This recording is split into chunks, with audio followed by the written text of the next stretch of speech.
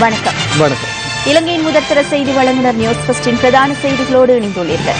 உலகின் பல்வேறு பகுதிகளிலிருந்தும் சக்தியின் நியூஸ் ஃபர்ஸ்டோடு குளோபல் டிவியினூடாக இணைந்திருக்கும் உங்கள் அனைவரையும் சந்திப்பதில் மகிழ்ச்சி. பிரதான செய்திகளோடு இணைந்து கொள்வோர் ரஞ்சினி ராஜரத்னம், ராஜ்கிருஷ்ணா, தில்ஷான் தாலிப். நமது விரிவான செய்திகளுக்கு செல்லும் முன்னர் முதலில் இன்றைய தலைப்புச் செய்திகள். மரண தண்டனை விதிப்பது தொடர்பில் ஜனாதிபதி கருத்து. පාර්ලිමේන්තුවෙන් එකඟත්වයක් ඇති වුණොත් මම බලාපොරොත්තු වෙනවා ලබන වසරේ සිට මරණ දණ්ඩනය ක්‍රියාත්මක කිරීම සම්බන්ධයෙන්. පාර්ලිමේන්තුවේ සිටින සමස්ත 225 ඉන්න മന്ത്രി කණ්ඩායමගේ බහුතර සහයෝගයක් ලැබේ කියලා. மற்றொரு சிறுமி கனேமுல்ல பகுதியில் துஷ்பிரயோகம். மனைவி மற்றும் குழந்தையை கடலில் தள்ளிய நபர் ஒருவர் கொஸ்கோட பகுதியில் கைது. இந்திய மீனவர்களின் அத்துமீறல் தொடர்வதாக வடமராட்சி மீனவர்கள் குற்றச்சாட்டு. சட்டத்துக்கு முரணாக ரக்னாலங்காவிற்கு ஆயுதம் வழங்கியதாக முன்னாள் மேலதிக பாதுகாப்பு செயலாளர் ஒப்புதல். மரண தண்டனையை அமல்படுத்துவது குறித்து பாராளுமன்றத்தின் விருப்பத்தை ஆராய தாம் தயாராக உள்ளதாக ஜனாதிபதி மைத்ரிபால சிறிசேன தெரிவித்துள்ளார். காலி நகர மண்டபத்தில் இன்று நடைபெற்ற போதைப்பொருள் ஒழிப்பு தேசிய திட்டத்தின் 2ஆம் கட்டத்தை ஜனாதிபதி ஆரம்பித்து வைத்தார். பெண் துஷ்பிரயோகம், சிறுவர் துஷ்பிரயோகம், கொள்ளை மற்றும் கொலை உள்ளிட்ட குற்றங்களை தடுப்பதற்கு புதிய சட்டம் ஒன்றை தயாரிக்க வேண்டும் என்றும் ஜனாதிபதி இதன்போது கூறினார். පෞගේ සතියේ කුරුණෑගල උහුමිය ප්‍රදේශයේ අර අවුරුදු 4.5ක කුඩා දරුවා கடந்த வாரம் குருணாகலில் 4.5 வயது பிள்ளை துஷ்பிரயோகத்திற்கு உட்படுத்தப்பட்டு கொலை செய்யப்பட்ட சம்பவத்தை அடுத்து மரண தண்டனையை நடைமுறைப்படுத்த வேண்டும் என மக்கள் கூறினர். பிள்ளையின் இறுதி கிரியையின் போது ஜனாதிபதி அவர்களே மரண தண்டனை விதிக்க வேண்டும் என மக்கள் கோரிக்கை விடுத்தனர். பெரும்பாலும் மரண தண்டனையை நடைமுறைப்படுத்துவது தொடர்பான பிரச்சனையின் போது மனித உரிமைகள் தொடர்பில் பேசும் சர்வதேச அமைப்புகள் தலையீடு செய்வார்கள். எனினும் உலகின் பலம் வாய்ந்த நாடுகளான சீனா, அமெரிக்கா போன்ற நாடுகளில் இன்றும் மரண தண்டனை அமுலில் இருக்கின்றது. அதனால் மரண தண்டனையை நடைமுறைப்படுத்துவது தொடர்பில் எனக்கு அதிருப்தி இல்லை. அதற்கான அதிகாரம் இருந்த போதிலும் நபரொருவருக்கு உயர்நீதிமன்றத்தினால் மரண தண்டனையை விதிப்பதாக தீர்ப்பளித்த பின்னர் ஜனாதிபதியின் கையொப்பத்தின் ஊடாகவே மரண தண்டனை நிறைவேற்றப்படும்.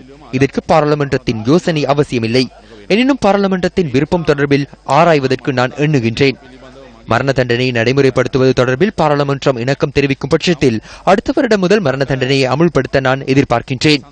ලබන වසරේ සිට මරණ දණ්ඩනය ක්‍රියාත්මක කිරීම සම්බන්ධයෙන් உரிய விதிமுறைகளின்றி வழங்கப்பட்டுள்ள மதுபான விற்பனை அனுமதி பத்திரங்களை ரத்து செய்வதற்கும் அடுத்த ஆண்டுகளில் வரவு செலவு திட்டங்களை தயாரிக்கும் போது மதுபான விற்பனையால் கிடைக்கும் வருமானத்தை முற்றாக நீக்குவதற்கும் அரசாங்கம் எண்ணியுள்ளதாக ஜனாதிபதி மேலும் கூறினார். ஐநா மனித உரிமைகள் பேரவை தொடர்பாக இலங்கையால் அளிக்கப்பட்ட சாதகமான பதிலளிப்பை ஐநா செயலாளர் நாயகம் பான் கி மூன் பாராட்டியுள்ளார். நிலையான சமாதானத்திற்காக ஐநாவினால் முன்னெடுக்கப்பட்டுள்ள பரிந்துரைகள் இலங்கை மக்களுக்கும் அரசாங்கத்திற்கும் முக்கியமானதாக அமையும் என செயலாளர் நாயகம் பான் கி மூன் சுட்டிக்காட்டியுள்ளார். இலங்கை அரசாங்கத்தின் பங்களிப்பு மற்றும் சிறந்த எண்ணங்களுக்கு மதிப்பளிக்க வேண்டும் என்றும் சர்வதேசம் அதற்கு ஒத்துழைப்பு வழங்க வேண்டும் என்றும் அவர் வலியுறுத்தியுள்ளார். உலகவாழ் மக்களின் சமாதானம் மற்றும் சிறந்த எதிர்காலத்திற்கு இலங்கையை பங்களிக்க செய்து கொள்வதற்கு இந்த முறைமை ஊடாக எதிர்பார்ப்பதாகவும் பான் கி மூன் கூறியுள்ளார். ஐக்கிய நாடுகள் சபையின் இலங்கைக்கு எதிரான மனித உரிமைகள் அறிக்கை தொடர்பில் அமைச்சர் சம்பிக்க ரணவக்க கொழும்பில் நடைபெற்ற நிகழ்வு ஒன்றில் கருத்து தெரிவித்தார்.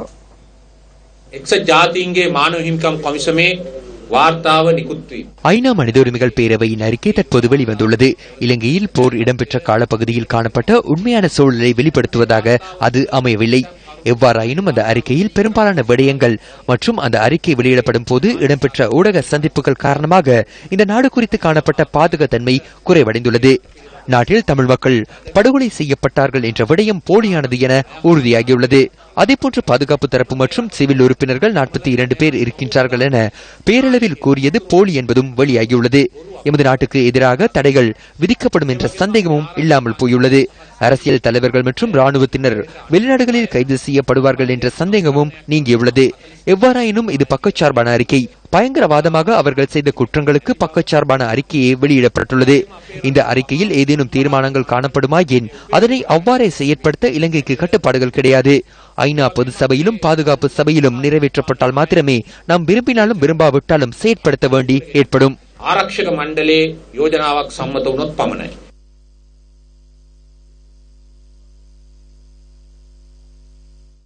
2015 ஆண்டு கொழும்பு சர்வதேச புத்தக கண்காட்சியை பிரதமர் ரணில் விக்ரமசிங்க இன்று திறந்து வைத்தார். 17வது தடவையாக இந்த சர்வதேச புத்தக கண்காட்சி இடம்பெறுகின்றது. தேசிய மற்றும் சர்வதேச புத்தக பதிவாளர்கள் மற்றும் இறக்குமதியாளர்கள் கண்காட்சிக்கு பங்களிப்பு செய்துள்ளனர்.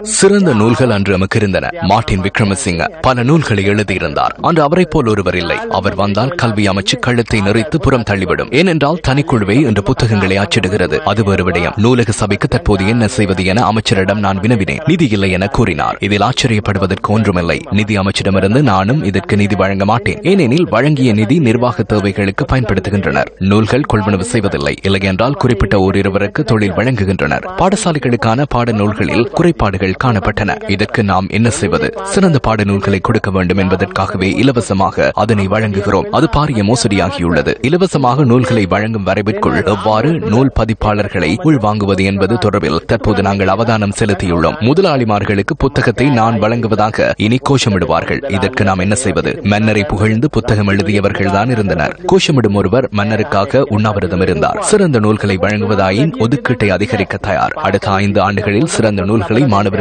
வழங்க உள்ளோம். 6% கல்விக்கு வரவு செலவு திட்டத்தில் ஒதுக்க உள்ளோம்.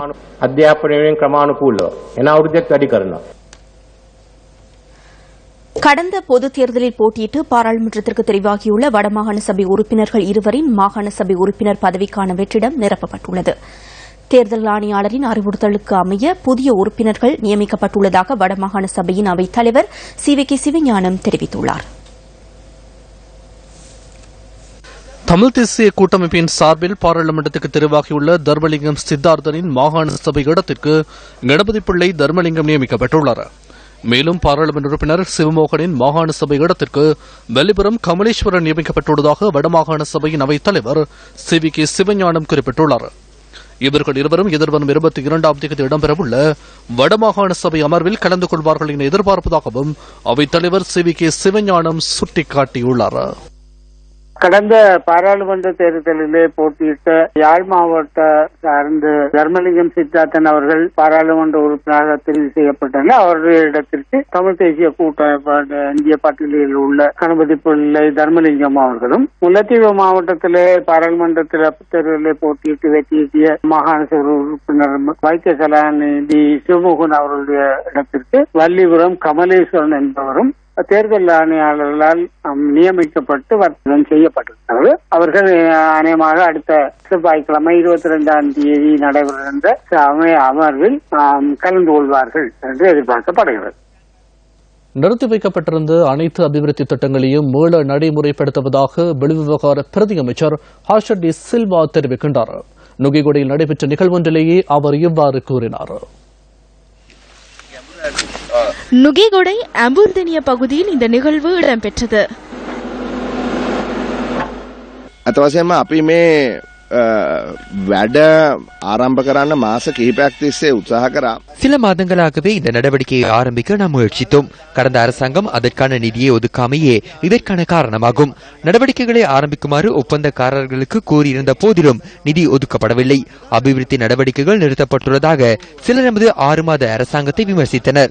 UNP அரசாங்கத்திற்கு அபிவிருத்தி நடவடிக்கைகளை கூட முன்னெடுக்க முடியவில்லை என கூறினர். நிதி ஒதுக்கப்படாமையே இந்த பிரச்சினைக்கான காரணமாகும். நிதி இல்லாத காரணத்தினால் அபிவிருத்தி நடவடிக்கைகளை முன்னெடுக்க முடியாது போனது. தற்காலிகமாக நிறுத்தப்பட்டிருந்த அனைத்து அபிவிருத்தி நடவடிக்கைகளையும் நாம் ஆரம்பிப்போம். சிறுமியொருவரை துஷ்பிரயோகத்திற்கு உட்படுத்திய சம்பவம் தொடர்பில் 3 சந்தேக நபர்கள் கைது செய்யப்பட்டுள்ளனர். தந்தை இழந்த இந்த சிறுமியின் தாய் தொழிலுக்கு செல்வதனால் உறவினர்களிடம் சிறுமி ஒப்படைக்கப்பட்டார். இந்த சந்தர்ப்பத்தில் சிறுமி துஷ்பிரயோகத்துக்கு உட்படுத்தப்பட்டுள்ளதாக போலீசார் கூறுகின்றனர்.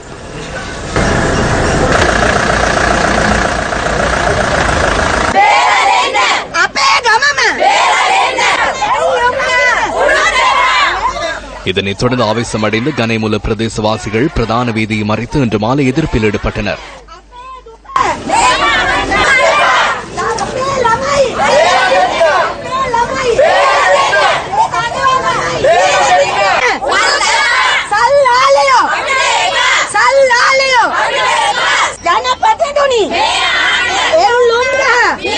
අපිට මේ මිනිස්සුන්ව ගමට එවන්න එපා හෙව්වොත් අපි මරනවා. නිසි දඬුවමක් දෙන්න. ගමට එවන්න එපා. ජනාධිපතිතුමාගෙන් ඉල්ලන්නේ එල්ලුම් ගහ නියම කරන්න. මේ වගේ අනිවාර්යෙන් එල්ලුම් ගහ දෙන්න ඕනේ. එල්ලුම් ගහ අනිවාර්යෙන් දෙන්න ඕනේ.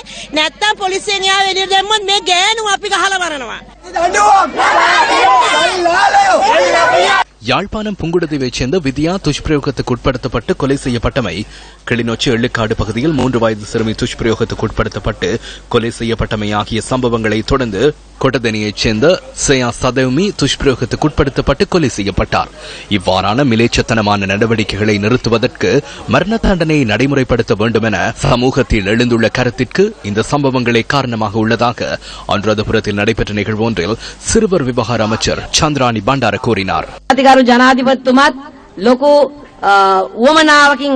ஜனாதிபதி இந்த விடயம் தொடர்பில் மிகவும் பொறுப்புடன் செயற்பட்டு வருகின்றார். அதனால் பாராளுமன்றத்தில் அனுமதி கிடைக்கும் பட்சத்தில் மரண தண்டனையை நடைமுறைப்படுத்த உள்ளதாக ஜனாதிபதி அறிவித்துள்ளார். இந்த விடயம் தொடர்பில் பாராளுமன்றத்தில் கவனம் செலுத்தப்படும் பட்சத்தில் பாராளுமன்றத்தில் பெரும்பான்மையான அனுமதி கிடைக்கும் என நான் நினைக்கின்றேன். இவ்வாறான சம்பவங்கள் தொடர்ச்சியாக இடம்பெறுவதை யாரும் காண்பதற்கு விருப்பமில்லை.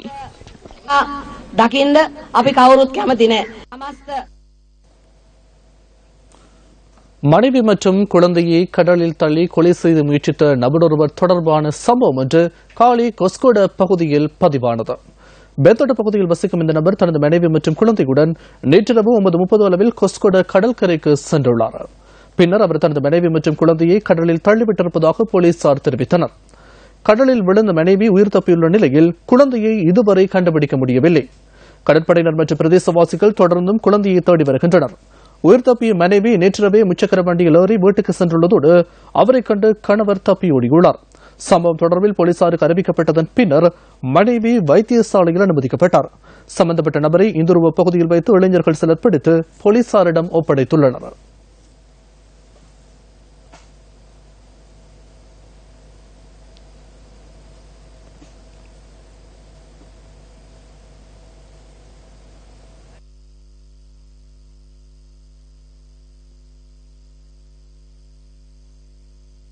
யுத்தத்தால் இடம்பெயர்ந்து முகாம்களிலும் கொட்டில்களிலும் பல்வேறு இன்னல்களுக்கு மத்தியில் வாழ்ந்த பெரும்பாலானவர்கள் தற்போது மீள்குடியமர்த்தப்பட்டுள்ளனர்.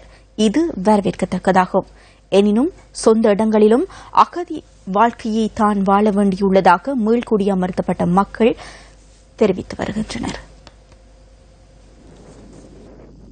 மட்டக்களப்பு மாவட்டத்தின் வவுணதீவு பிரதேச செயலாளர் பிரிவில் உள்ள குருந்தையடி முன்மாறி கிராமமே இது. கூலித் தொழிலை அன்றாட வாழ்க்கை செலவுக்கு பயன்படுத்தி வாழ்ந்து கொண்டிருக்கும் தமக்கு இதுவரையில் எவ்வித அடிப்படை வசதிகளும் ஏற்படுத்தி கொடுக்கவில்லை என இந்த மக்கள் கவலை வெளியிடுகின்றனர். நிரந்தர வீடு, குடிநீர், மலசல கூடம், மருத்துவம், போக்குவரத்து போன்ற மனித வாழ்வுக்கு அத்தியாவசியமான அடிப்படை உரிமைகள் இந்த நல்லாட்சியிலேனும் தமக்கு கிடைக்க வேண்டும் என்பதே இவர்களின் ஏகோபித்த எதிர்பார்ப்பாகும். அண்டை கண்டாடு தொழில் செஞ்சு கொல்லி கொத்தி இலக்கறியாது இது வித்து அயல் நாட்டுக்கு வெள்ளாம விட்ட போய் அப்படி சாப்பிட்டு தெரியும். எங்களுக்கு வீடு கட்டக்கூடிய வசதி வாய்ப்பு இல்லை. வாழ்வாதாரத்தை கொண்டு நடத்த நிரந்தர தொழில் ஒன்று இல்லாமை இந்த கிராம மக்கள் எதிர்நோக்கியுள்ள மற்றொரு பிரதான பிரச்சனையாகும். வீடு இல்லாம மிகவும் கஷ்டப்பட்டு கொண்டிருக்கேன். நாங்க அண்டை கண்டை கூட தான் சாப்பிடுறேன். யுத்தத்தின் கோர வடுக்களுக்கு இனியாவது ஆறுதல் கிடைக்குமா என்பதுதான் குருந்தையடி முன்மாறி கிராம மக்களின் ஒரே கேள்வியாகும். இந்திய மீனவர்களின் அத்துமீறல் தொடர்ந்து இடம்பெற்று வருகின்றமையால் யாழ் வடமராட்சி மீனவர்கள் தொடர்ந்தும் பெரும் அசௌகரியங்களுக்கு முகம் கொடுத்து வருகின்றனர். யாழ் வடமராட்சி கடற்பரப்புக்குள் இந்திய மீனவர்கள் கடந்த 2 தினங்களில் அத்துமீறி பிரவேசித்து மீன்பிடி நடவடிக்கைகளில் ஈடுபட்டுள்ளதாக பருத்தத்துறை முனை மீனவர்கள் தெரிவித்துள்ளனர். கடந்த 2 தினங்களில் இந்திய மீனவர்கள் தமது கடற்பரப்புக்குள் பிரவேசித்து தமது மீன் வலைகளை அறுத்து சென்றுள்ளதாக மீனவர்கள் குறிப்பிடுகின்றனர். ஆக நேற்று முந்த நாள் எல்லாம் ஒரு 4 கிலோமீட்டர் 5 கிலோமீட்டர்ல இவைகள படகை நாங்கள் காணப்பட்ட நிலையில இவர்கள் இழுவப்படகை பயன்படுத்தி கொண்டிருக்கிறோம். ஆகவே எங்கென்ற தொழிலாளிகள் முழு பேரும் போட்டை இழுத்து விட்டு தொழிற்பண்ண இல்லாத நிலையில எல்லாம் கவுட்டு வச்சுட்டு இருக்கிறோம். படத்தளபதி சொல்லி இருக்கிறார் என்னண்டா தாங்கள் இதுக்குரிய நடவடிக்கையை தாங்கள் எடுக்கிறோம் என்று சொல்லி எங்க மக்களுக்கு சொல்லி போட்டு போயிருக்கிறோம். இந்த விடயம் தொடர்பாக மீனவர்கள் கடற்படையினருக்கு அறிவித்த போதிலும் கடற்படையினர் நடவடிக்கை எடுக்காமையினால் தாம் இன்று காலை கடற்படை முகாமுக்கு சென்று மீண்டும் முறைப்பாடு செய்ததாக மீனவர்கள் குறிப்பிடுகின்றனர். முடிய 5 மணிக்கு நாங்கள் கடையில் வந்து பார்த்தா போது ஃபுல்லாக ரோலர் கரையந்து பார்க்க ஃபுல்லாக ரோலர் நிற்கான். இப்போ இந்த காலம் இந்த ரோலரை கண்ட உடனே நான்டா கண்டு மக்களை எங்களை சங்கத்தை இதில் எல்லாத்தையும் திரட்டி கொண்டு வந்து நேவிகாம்படியில் எங்களுக்கு ஒரு முடிவு தர சொல்லி கேட்டுனாங்க. அப்போ நேவி போலீஸு ஏஜிஓ இதுலேருந்து ஆக்கள் வந்து எங்களுக்கு வந்து தேவையான இதாக சொல்லிக்கணும், இதை நாங்கள் செய்கிறோம். எங்களுக்கு இப்போ குறிய நாளையில் இதை வந்து நாங்கள் ரோலரில் கலைக்கிறக்குரிய நடவடிக்கை செய்யணும். இந்திய மீனவர்களின் அத்துமீறலினால் தமது வாழ்வாதாரம் பாதிக்கப்படுவதாக மீனவர்கள் கவலை வெளியிட்டுள்ளனர். இந்திய ரோலர் எங்கள் எல்லைக்குள்ள வந்து அத்துமீறி வர்றபடியால் எங்களுடைய விலையால் வெட்டுப்பட்டு கொண்டு போகுது. இதனால எங்களோட வாழ்வாதார பிரச்சனைகள் முகங்கொடுக்க வேண்டிய சிக்கல் ஏற்படுது.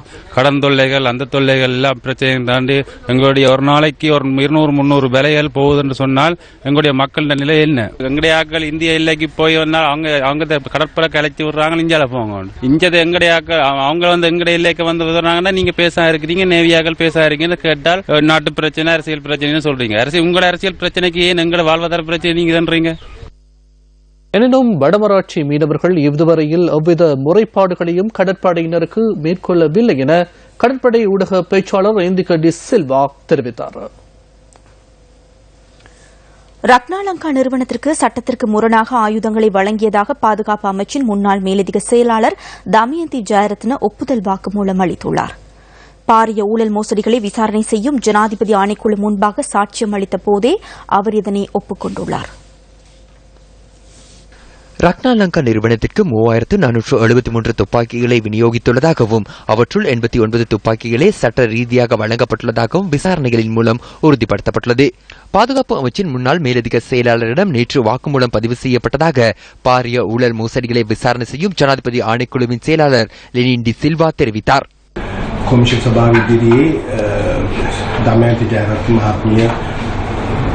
அங்கீகரிக்கப்பட்ட நடைமுறைக்கு அமைய ரத்னாலங்கா நிறுவனத்திற்கு ஆயுதங்கள் வழங்கப்படவில்லை என்பதனை ஆணைக்குழு முன்னிலையில் தமயந்தி ஜெயரத்ன ஒப்புக்கொண்டார். ரத்னாலங்கா நிறுவனத்திற்கு 3473 துப்பாக்கிகளை விநியோகித்துள்ளனர். அவற்றுள் 89 துப்பாக்கிகளே அனுமதியுடன் வழங்கப்பட்டுள்ளது. ஏனைய 3384 துப்பாக்கிகளும் முறையற்ற நடைமுறைகளிலேயே வழங்கப்பட்டுள்ளது என்றே குறிப்பிடப்பட்டுள்ளது. அங்கீகரிக்கப்பட்ட நடைமுறைக்கு அமைய பாதுகாப்பு அமைச்சரின் அனுமதியுடன் நடவடிக்கைகள் முன்னெடுக்கப்படும் எனவும் அவ்வாறு செயற்படுவது புலப்படவில்லை எனவும் பாதுகாப்பு அமைச்சின் செயலாளர் கருணாசேன எட்டியாராய்ச்சி தெரிவிக்கின்றார். அதன் பிரகாரம் தொடர்ந்தும் சாட்சியங்கள் பதிவு செய்யப்படுகின்றன. இதேவேளை பாரிய ஊழல் மோசடிகளை விசாரணை செய்யும் ஜனாதிபதி ஆணைக்குழுவுக்கு முன்னாள் பாதுகாப்பு செயலாளர் கோட்டாபய ராஜபக்ச இன்று அழைக்கப்பட்டார். போலீஸ் நிதி குற்ற விசாரணை பிரிவுக்கு திங்கட்கிழமை நான் சென்றிருந்தேன். நேற்றும் இன்றும் இங்கு வருகை தந்தேன். இங்கு வர தொடங்கினால் சட்டத்தரணிகள் பின்னாலும் எமக்கு செல்ல வேண்டி ஏற்படும்.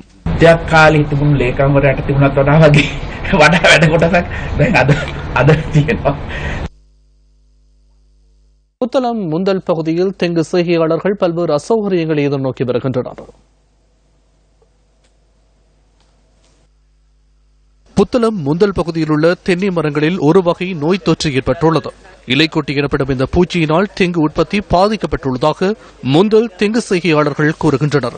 ஒரு வகையான மஸ்குட்டி போன்ற ஒரு பூச்சிகள் அதை அரித்து அதிகமாக தென்னை மரங்கள் பழுதடையக்கூடிய சாகக்கூடிய ஒரு நிலைப்பாடை நாங்கள் காண்கின்றோம். தென்னோலைகளில் இந்த நோய் தாக்கம் தற்போது அதிக அளவில் பரவியுள்ளமையால் விளைச்சல் குறைவடையும் அபாயம் நிலவுவதாகவும் செய்கையாளர்கள் சுட்டிக்காட்டுகின்றனர். புத்தளம் மாவட்டத்தில் இருக்கின்ற இந்த தென்னை உற்பத்தியாளர்கள் பாதிப்படையும் போது அதனால் வருகின்ற வருமானமும் இழக்க வேண்டி வரும். அதேபோல் தென்னை உற்பத்தியாளர்களின் நிலைமையும் படும் மோசமான நிலைக்கு தள்ளப்படும். இந்த பூச்சி தாக்கத்தை கட்டுப்படுத்தும் நடவடிக்கைகளை அதிகாரிகள் விரைவில் மேற்கொள்ள வேண்டும் என்பதே தெங்கு செய்கையாளர்களின் ஏகோபித்த கோரிக்கையாகும். அந்த விளையாட்டு தகவலோடு நியூஸ் ஃபர்ஸ்டின் இரவு 8 மணி பிரதான செய்திகள் நிறைவடைந்தன. அடுத்த பிரதான செய்தி அறிக்கையை 10:45 எதிர்பாருங்கள். வணக்கம். வணக்கம்.